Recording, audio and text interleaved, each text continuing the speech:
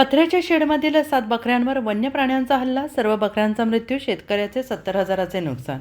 चांदवड लासलगाव रोडलगत असलेल्या शेतात पत्र्याच्या शेडमध्ये बांधलेल्या 7 बकऱ्यांवर अज्ञात वन्य प्राण्यांनी हल्ला केल्याची धक्कादायक घटना घडली आहे आणि या हल्ल्यात 7ही बकऱ्यांचा मृत्यू झाला असून शेतकऱ्याचे सुमारे 70,000 रुपयांचे नुकसान झाले आहे.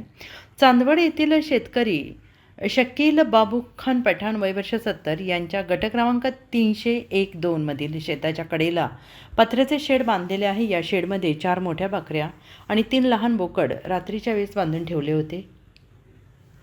दिनांक 9 एप्रिल 2026 रोजी पहाटे 3 वाजण्याच्या सुमारास अज्ञात वन्य प्राण्यांनी या शेडमध्ये घुसून बकऱ्यांवर हल्ला केला. या हल्ल्यात 7ही बकऱ्यांचा जागीच मृत्यू झाला आहे.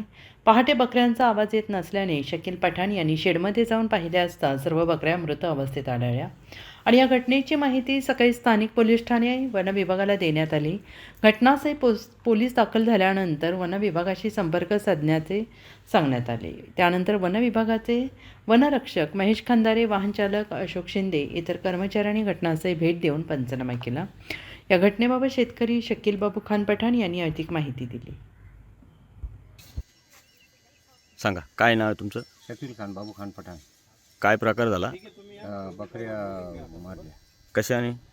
आता ते बिबट्याने मारल्या, कशाने मारल्या ते असं तुम्हाला कसं काय कळालं? मी इकडे आलो सकाळीच मरेल दिसल्या सध्या.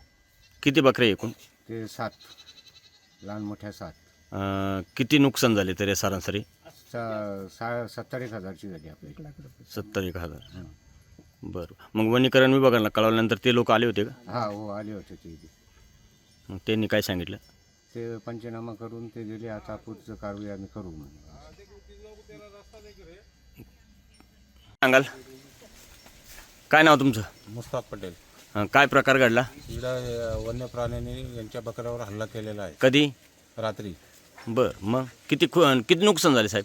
साधारण 70-75,000 रुपये नुकसान किती झालं. बकऱ्या होते एकूण? 7 बकऱ्या आहेत. 7 बकऱ्या. हां. आणि त्या वनीकरण विभागाला काही कळवलं का तुम्ही? हां, लेटर दिलेलं आहे त्यांना. हां, येऊन गेले कधी? येऊन गेलेले, पंचनामा केलेला आहे त्यांनी. हां, मग ते काय सांगितलं, कशाने गेले, काही सांगितलं नाही? काही सांगितलं नाही अजून.